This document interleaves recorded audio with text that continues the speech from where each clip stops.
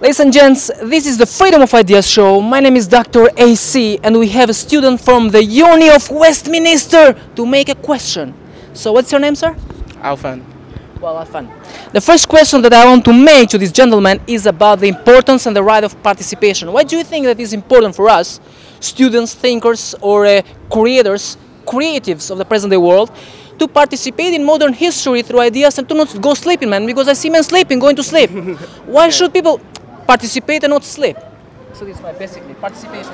What do you think is important to participate?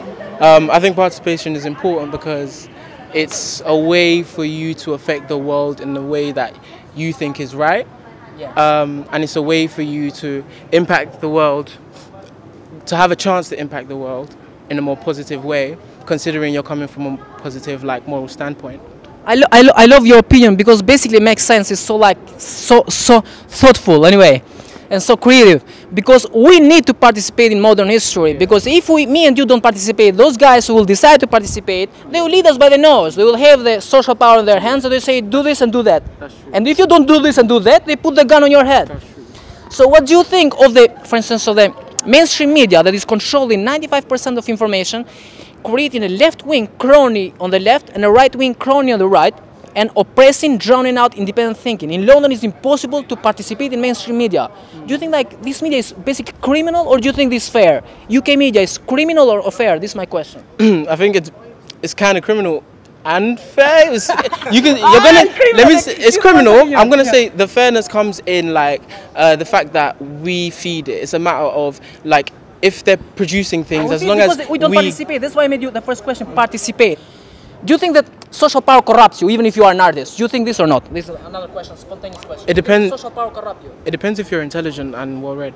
Well, Adolf Hitler was the most intelligent person in the Europe. Adolf Hitler was the most intelligent person in Europe. Yeah. Perfect. Russell Brand is a perfect person. Okay. I disrupted him with ideas, and Russell Brand called his security to choke me again. Why? Very intelligent, Russell Brand. Everyone is able to fool Russell Brand. Russell. I want to catch my nose when I say this to Russell because he's too intelligent. Also, he is like uses police force, security, and in front of the people he pretends, "My name is Russell Brand. I'm very good." That's because you live in a capitalist society. The capitalist society, democracy has one thing: the right of participation. If you drown me out, I say to you, I have these ideas. This society is going very wrong, and I am for instance, the doctor who want to heal the wounds of this society. You should allow me to express these ideas.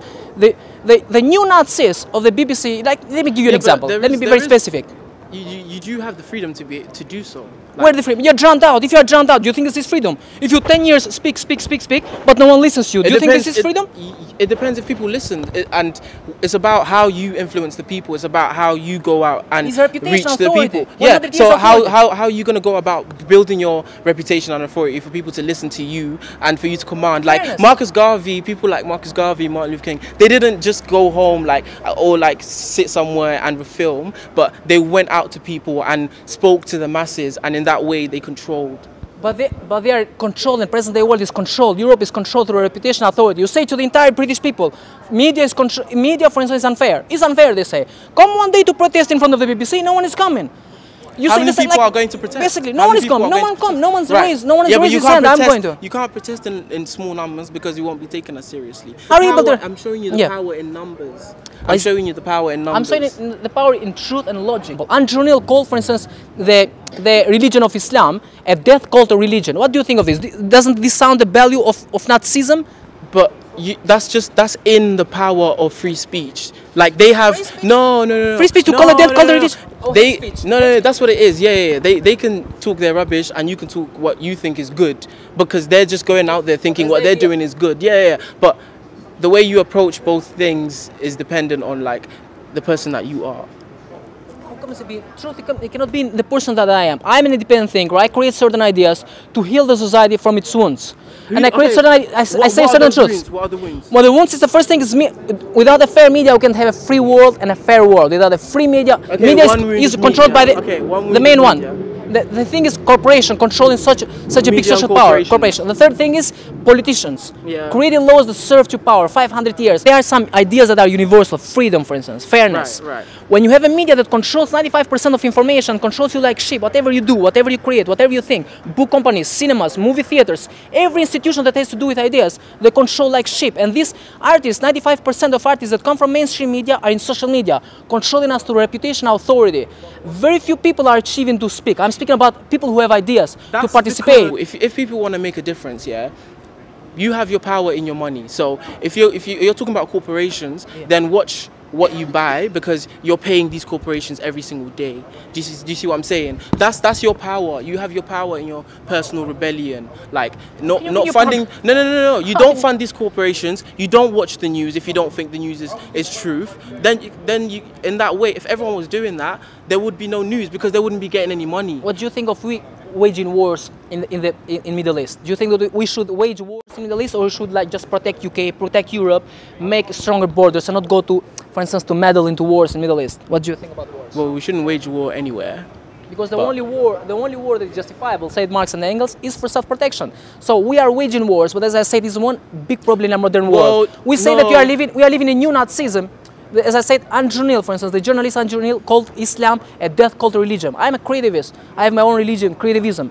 But when he says through the reputation and authority of the BBC, death cult religion, it has 1,000,000 times more power than you. Yeah. Who have 10,000 Instagram followers, and no one listens. Because they have authority. No, because these type of people, they've released books, they've read, like, they're known for having, you get that recognition for what you've done, yeah? So if I want to do something, obviously no one's going to listen to me, because I have no proof for having sound knowledge in what I'm saying. I have 10 years fighting against the mainstream media, never took an opportunity to express How am I going to know that? You're just telling me now. But I'm telling you now, but there's idea, because people don't know, because they are controlled by mainstream media, there's idea. You don't know someone who comes from Europe, you don't know someone who lives here, because everybody is, everybody has his ideas on the artists. You have ID. As I said, you have an ID card. Like, you have something to prove these things. Information controls people, man. It is Illuminati. If information controls your mind, controls people. If you're saying information controls people, then in what medium are you going to preach what you're saying? In what medium are you going to preach creationism? Because I want to make media you're going to rely on that yourself. Yeah, but you're going to rely on media too, right? And you're going to be preaching creationism. And to someone else, your opinion of the media is going to be their opinion of what you're doing. Do you understand? They're going to think that you're the corruption. So it's a matter of perspective. No, but the idea is, if you people bring people to participate, it's a different thing. Like, if I put you the gun in your head, you're not going to say that this is a corruption. The people I've seen you, mainstream media putting the gun on my head, using police tomorrow and to court, fighting against the Metropolitan Police that has changed my statements. Yeah, but if you knew your rights, you could use it against them too. Well, you cannot use like their power, If you man. knew your rights, you could use them. You can use the same thing. What power? They control you, man. They control their shit. Law applies to everyone. So don't apply to everyone, because if I say, for instance, start now preaching terrorism here, I'm gonna go to prison. When Andrew Neil says that cult religion is terrorism, then no, but I'm saying that's how you go to prison. But if Andrew Neil preaches subtly terrorism, he doesn't go to prison. Why? Because he's too intelligent. Way he perceives the world, he creates ideas. You made a clear distinction between him doing it subtly and you doing it on the streets. Yeah, because he has a power, and he has the power of lawyers, the power of the media, the thing to control our minds, and also to control society. So that's why I say the important for us is to participate in modern history. This is my opinion. Now I respect your opinion anyway. This is the freedom of ideas. My name is Dr. AC, and what is your name, sir? I'm Jake. Pleased Constantine. Nice to meet you.